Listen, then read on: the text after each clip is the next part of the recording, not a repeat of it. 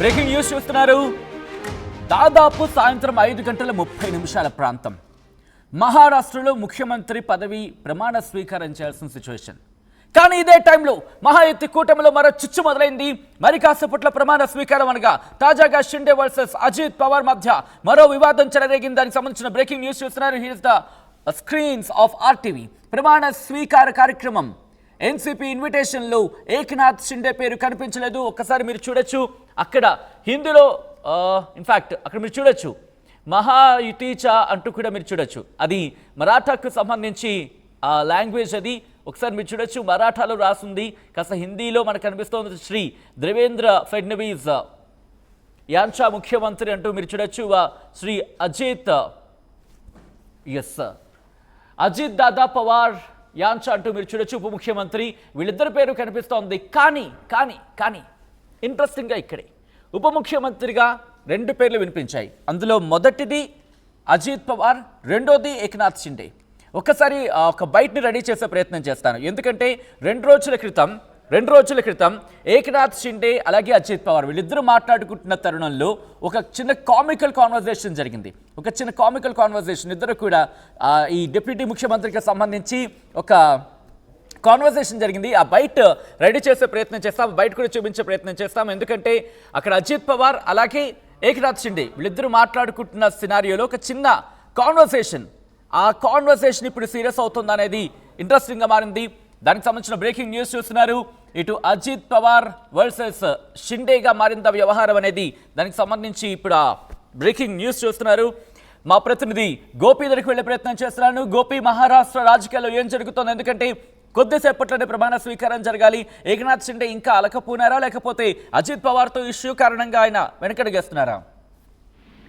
సచిన్, ఇటు అజిత్ పవార్ అదే విధంగా ఏక్నాథ్ షిండే గతంలో నుంచి కూడా వీళ్ళ మధ్యలో ఉన్న ఈ యొక్క పరస్పర మనస్పర్ధలు అయితే ఇంకా తొలగిపోని పరిస్థితి అయితే కనపడుతుంది. ఇదే అంశాన్ని ప్రధానంగా మనం ఏదైతే సీఎం ప్రమాణ స్వీకారానికి సంబంధించి ఎన్సీపీ ఇచ్చిన ఇన్విటేషన్ ని బట్టి చూస్తే కనుక ఇంకా వాళ్ళ ఇద్దరి మధ్యలో కూడా సయోధ్య కుదరలేదనే భావించవచ్చు. ఎందుకంటే ఎన్సీపీ ఇన్విటేషన్ లో ముఖ్యమంత్రితో పాటు ఒకే ఒక ఉప ముఖ్యమంత్రి పేరు ఉండడం ప్రస్తుతం ఇది మరొక మారు చర్చకు దారి తీసింది. మహాయతి కూటమి ఎటువంటి నిర్ణయం తీసుకున్నా మేము శిరసా వహిస్తామంటూ ఇటు ఎన్సీపీ అదే విధంగా శివసేన ఇద్దరు కూడా చెప్పడం జరిగింది.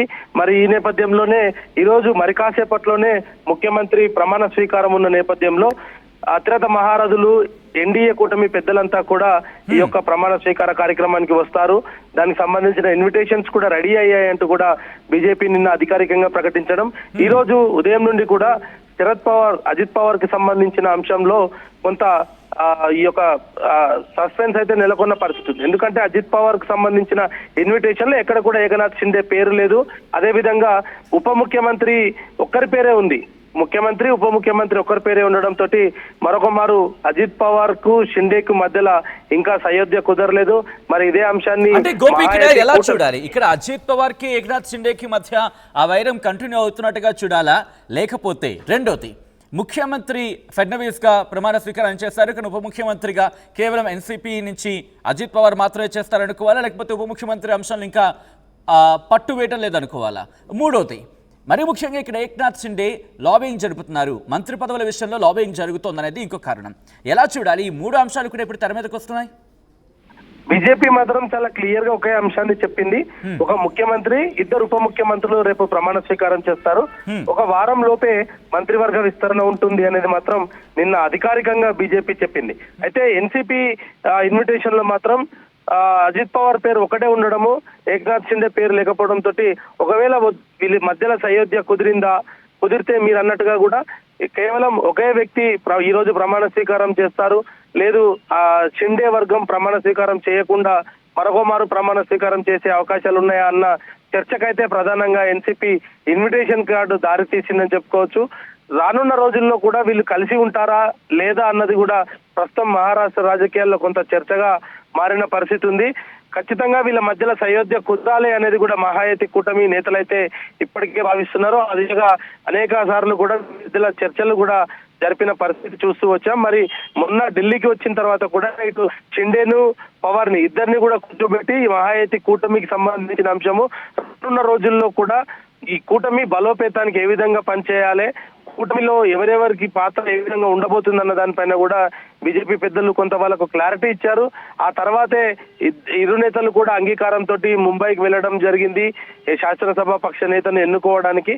మరి ఇవన్నీ సజావుగా సాగుతున్న సమయంలో ఇప్పుడు ఇన్విటేషన్ కార్డుల గందరగోళం అయితే మరోసారి మహారాష్ట్ర రాజకీయాలను చర్చించుకునే పరిస్థితులు అయితే కల్పించాయి. ఇంట్రెస్టింగ్ గోపి మీరు అన్నట్టుగా, ఎందుకంటే డిస్కషన్ జరిగిన తర్వాత ఇటు అజిత్ పవార్ అలాగే ఏకనాథ్ షిండే వీళ్ళిద్దరూ కూడా కలిసి ప్రెస్ మీట్ నిర్వహించిన సందర్భం చూసాం. ఆ రోజు ఒక ఇంట్రెస్టింగ్ కాన్వర్సేషన్ జరిగింది.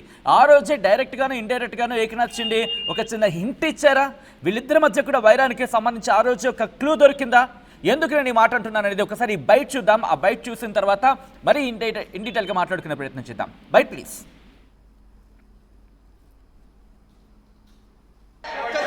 देवेंद्र फडणवीस जी सीएम पद की शपथ ले रहे हैं, क्या आप और अजीत दादा पवार साहब भी कल डिप्टी सीएम पद की शपथ लेंगे? अरे भैया अभी तो कहा, देवेंद्र जी ने भी कहा, मैं भी कह रहा हूँ रुको थोड़ा, अभी शाम तक रुको, अभी कल शपथ ली है ना, उनका समझ में आएगा। मैं तो लेने वाला हूँ।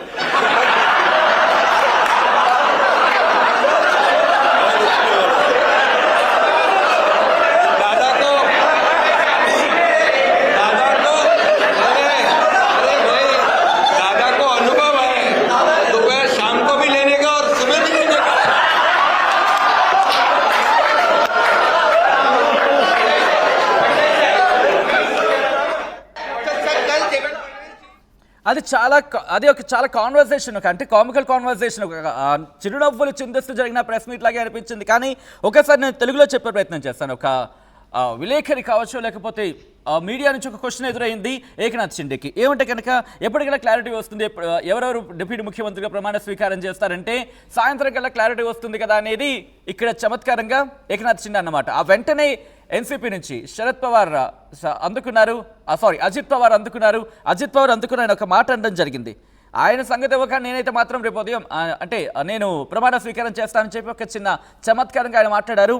ఆ తర్వాత ఏకనాథ్ షిండే కాస్త చిరునవ్వులు చెందించిన తర్వాత కాస్త ఆ సమయం తర్వాత ఆయన మాట అన్నారు, దాదాకు అనుభవం హే కి షామ్కో లేనా ఆర్ సుబహ్ లేనా, అంటే దాదాకి అనుభవం ఉంది, ఎక్స్పీరియన్స్ దానికి సాయంత్రం తీసుకుంటాడు, దాని తర్వాత రేపు ఉదయం కూడా ప్రమాణ స్వీకారం తీసుకున్న అనుభవం ఉంది అని అర్థం వచ్చేలా అక్కడ చమత్కారం జరిగిన సందర్భం. అంటే ఇక్కడ మనకి క్లియర్ కట్గా ఇండికేషన్ ఇచ్చిందా శివసేన షిండే వర్గం కావచ్చు, శివసేన నుంచి ఏకనాథ్ షిండే ఉప ముఖ్యమంత్రి పదవి అంశానికి సంబంధించి కావచ్చు, లేకపోతే ఆ క్లారిటీ రాలేదు అనేది ఇక్కడ ఏమైనా డైరెక్ట్గా కావచ్చు ఇండైరెక్ట్గా కావచ్చు క్లారిటీ ఇచ్చే ప్రయత్నం జరిగిందా, లేకపోతే ఏం జరుగుతోంది?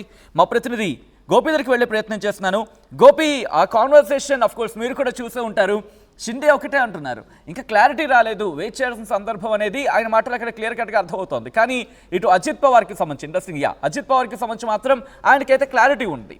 ఇక్కడ ఏకనాథ్ షిండే విషయంలో ఎక్కడ క్లారిటీ తప్పుతోంది? అజిత్ పవార్ విషయంలోనా, లేకపోతే భారతీయ జనతా పార్టీ నుంచి ఇంకా క్లారిటీ రావాలా? ఎలా చూడాలి?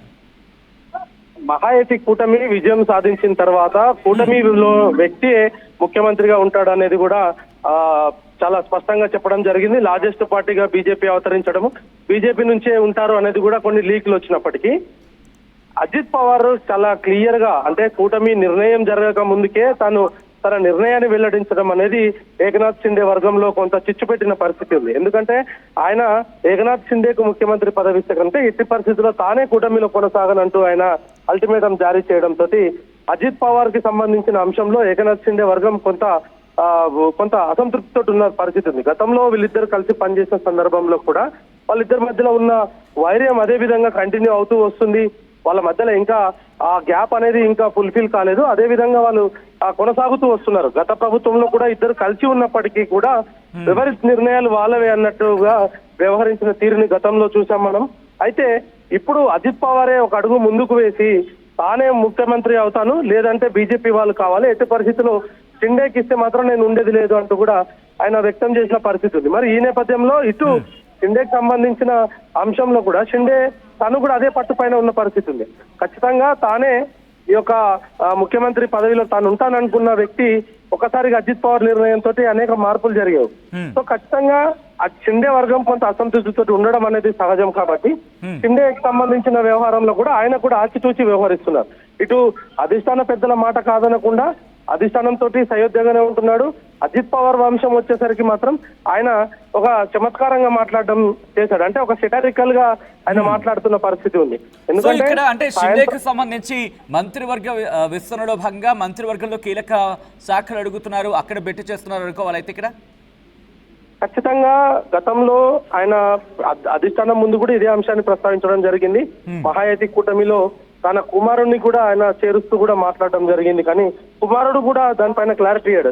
ఎట్టి పరిస్థితుల్లో మా నాన్న ఉంటాడు, లేదంటే షిండే వర్గం నుంచి ఎవరో ఒకరు ఉంటారు, కానీ నాకు ఎటువంటి పదవులపైన ఆశ లేదు, నేను ఉండను అనేది కూడా ఆయన తన క్లారిటీ ఇవ్వడం జరిగింది. అయినప్పటికీ కూడా ఇద్దరి మధ్యలో ఉన్న ఆ గ్యాప్ అనేది అదే విధంగా కొనసాగుతూ వస్తుంది. ముఖ్యంగా మహాయతి కూటమి మీటింగ్ సందర్భంలో కూడా ఇదే అంశాన్ని ప్రస్తావించడం జరిగింది. షిండే తన అభిప్రాయాన్ని చెప్పాడు. వెంటనే అజిత్ పవార్ దానికి సెటైర్ వేస్తూ ఆయన కూడా అదే ప్రెస్ మీట్ లో కంటిన్యూ చేయడం, ఇంకా వీళ్ళ మధ్యలో కొంత గ్యాప్ ఉంది, దీన్ని ఇంకా మహాయతి కూటమి పెద్దలైతే మాట్లాడి దాని పైన ఒక క్లారిటీ ఇవ్వాలి. రానున్న రోజుల్లో ఇటువంటి వైర్యం మంచిది కాదు, ఇద్దరు పరస్పరం కలిసి పనిచేయాల్సిన పరిస్థితి ఉంటుంది. ఎందుకంటే అనేక అంశాల మధ్యలో వీళ్ళ మధ్యలో సయోధ్య కుదిరితేనే రాష్ట్ర ప్రభుత్వంలో ముందుకు వెళ్లే పరిస్థితి ఉంటుంది. కాబట్టి ఎన్డీఏ నేతలు కూడా ప్రస్తుతం దీనిపైనే దృష్టి పెట్టారనుకోవచ్చు. దానికి సంబంధించి కూడా వీళ్ళ మధ్యలో ఉన్న గ్యాప్ ను తొలగించే ప్రయత్నమే ప్రస్తుతం ఎన్డీఏ కూటమి పెద్దలు అయితే చేస్తున్నారు అనేది మనకు అర్థమవుతుంది. రైట్ గోపి, ఒక్కసారి మీరు లైన్లో ఉండే ప్రయత్నం చేయండి. ఇదే అంశానికి సంబంధించి ఎందుకు క్లారిటీ రావట్లేదు అనేది బహుశా యనమనాన్ని ఆల్రెడీ ముందే ఇండైరెక్ట్గా చెప్పే ప్రయత్నం చేశారా శివసేన నుంచి షిండే వర్గానికి సంబంధించి, మరి ముఖ్యంగా ఏకనాథ్ షిండే? ప్రస్తుతం దీనికి సంబంధించి చర్చ జరుగుతోంది. ఒకసారి ఆ కాన్వర్సేషన్ చూద్దాం. మీరు చూస్తున్నారు ఆ వీడియోని, ఆ వీడియోలో ఒక ఆడియో కాన్వర్సేషన్, దాంట్లోనే కాన్వర్సేషన్ ఉంది. దాంట్లో ఎటువంటి కాన్వర్సేషన్ జరిగింది, ఆ రోజే ఒక ఇండైరెక్ట్ సైన్ ఇచ్చే ప్రయత్నం చేశారా షిండే? ఒకసారి ఆ ఆడియో చూద్దాం, ఇన్ఫాక్ట్ ఆ వీడియో చూద్దాం. सीएम पद की शपथ ले रहे हैं, क्या आप और अजीत यादव पवार साहब भी कल डिप्टी सीएम पद की शपथ लेंगे? अरे भैया अभी तो कहा, देवेंद्र जी ने भी कहा, मैं भी कह रहा हूँ, रुको थोड़ा, अभी शाम तक रुको, अभी कल शपथ ली है ना, उनका समझ में आएगा, मैं तो लेने वाला हूँ।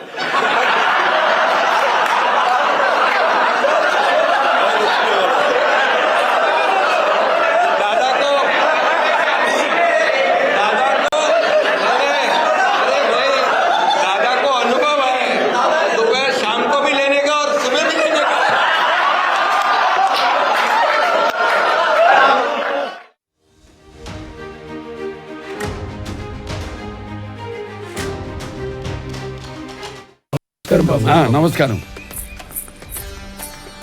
రామయ్య, రోజు నా బర్త్డే. దీర్ఘాయుష్మాన్ బాబా.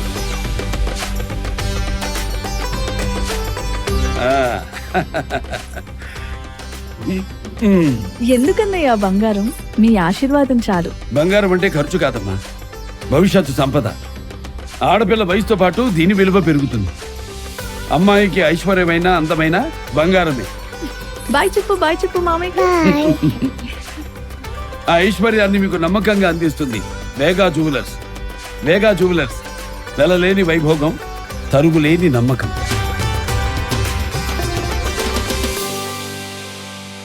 అదే ఆర్టీవీ యాప్ వార్తల్ని క్షణాల్లో చదివే అవకాశం ఉంటుంది. ఒక న్యూస్ పేపర్, ఒక టెలివిజన్ ఛానల్ మీ